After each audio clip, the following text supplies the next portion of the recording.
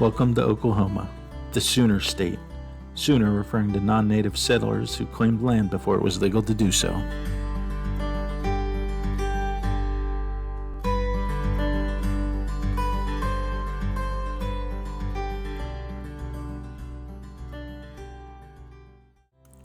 First up, we come to Allen's Conoco Fill-In Station, also known as the Hole-in-the-Wall Conoco Station.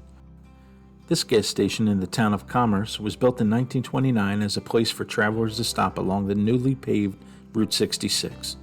While it served Conoco gas for the first few years it was open, it became a Phillips 66 gas station in 1938. It's rumored that Bonnie and Clyde may have stopped here for gas. Sadly, this landmark is quickly deteriorating. It's also up for sale. Just across the street is the Dairy King restaurant and ice cream shop. It was originally built in 1931 as a Marathon gas station.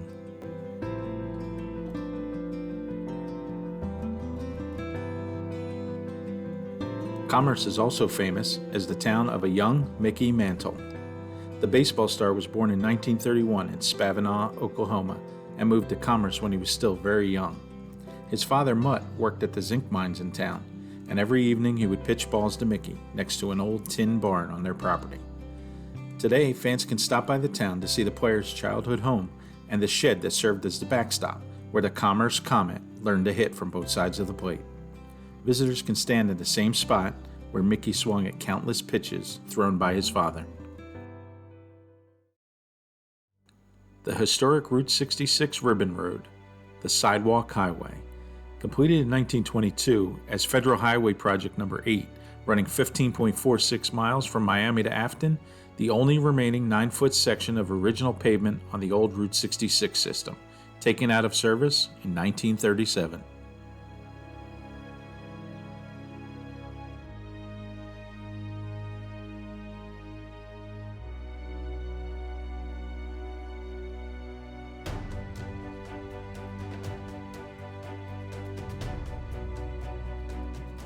So the state of Oklahoma was admitted into the United States in 1907.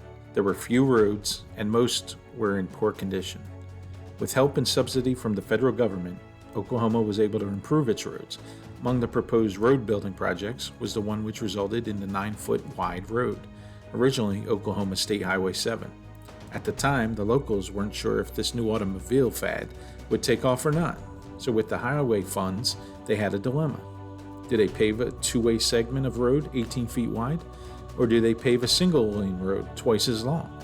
The naysayers won out, so they paved a 9-foot wide road. It was completed in 1921, predating Route 66 by 5 years.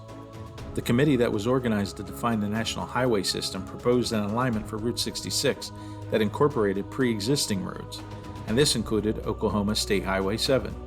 This was approved, and that is how the Sidewalk Road became part of the brand new U.S. Highway 66 in 1926.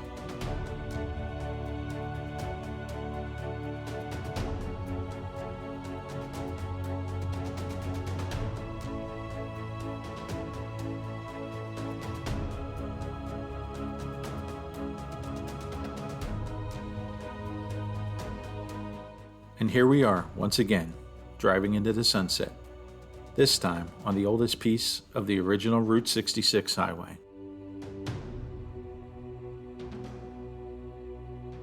With the sun about to dip below the horizon, we continued down the road. It was going to be a long night. We eventually arrived at our next stop, the Blue Whale of Catoosa. Hugh Davis built the Blue Whale in the early 70s as a surprise anniversary gift to his wife, who collected whale figurines. The Blue Whale and its pond became a favorite swimming hole for both locals and travelers along Route 66 alike. Originally, the pond surrounding the massive Blue Whale was spring-fed and intended for only family. However, as many locals began to come, Davis brought in tons of sand, built picnic tables, hired lifeguards, and opened it to the public. It's still a park that can be visited and enjoyed, but alas, swimming is no longer allowed. We decided to push on to make up time and came upon our next fairly large city with a population of over 400,000, Tulsa. This would be the night tour of the city. I had to stop here because I haven't seen an actual Arby's hat in years.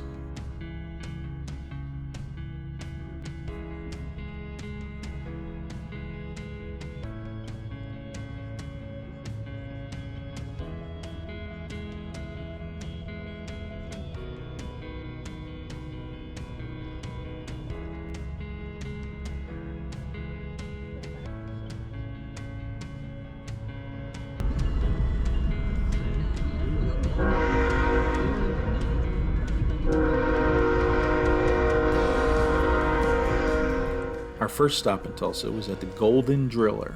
This monument was originally built in 1952 as a temporary feature of the International Petroleum Expo. It was permanently installed in front of the Tulsa Expo Center in 1966.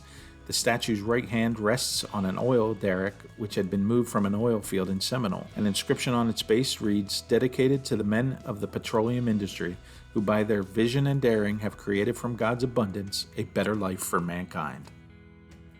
The line dividing east from west may seem more philosophical than geographical, but that didn't stop Tulsa from spending 6 years and $1.2 million to claim it.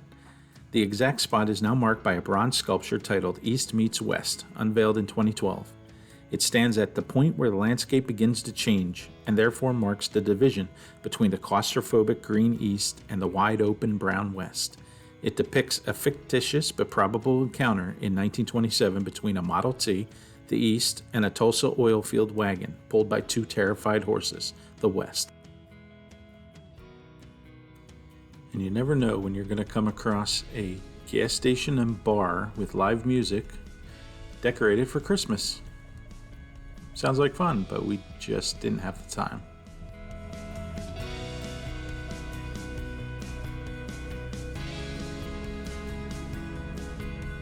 And out of the darkness, on a dark desert highway, a giant neon soda bottle. This is Pop's 66 Soda Ranch. This Route 66 restaurant is designed like a classic roadside attraction straight out of the future. The building itself is designed in an ultra-modern style, all angular steel and glass. It is purposefully reminiscent of old-style gas stations.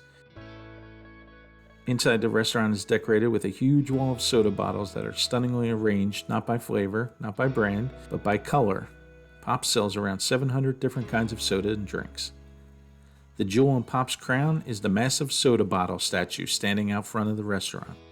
The 66-foot tall bottle looks like it's made of rings of neon, but it is actually lit with LEDs set into metal rings. Each night, the bottle lights up in an impressive light show worthy of Route 66's sensational heritage.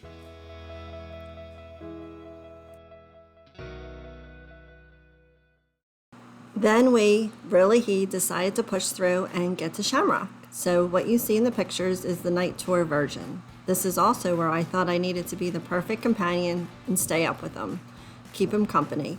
That turned out to be BS. I was so tired, I couldn't think straight. I was doing the head bob to the side and I would start to fall asleep, relax, and then would jerk awake again.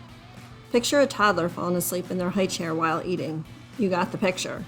So I left the poor guy jamming out to Kiss on Pandora. I'm not judging the band, I'm just saying I don't get it. Welcome to Texas, the Lone Star State.